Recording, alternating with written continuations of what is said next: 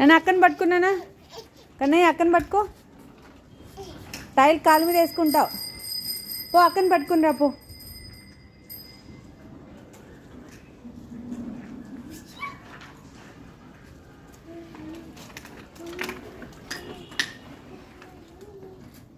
Kian's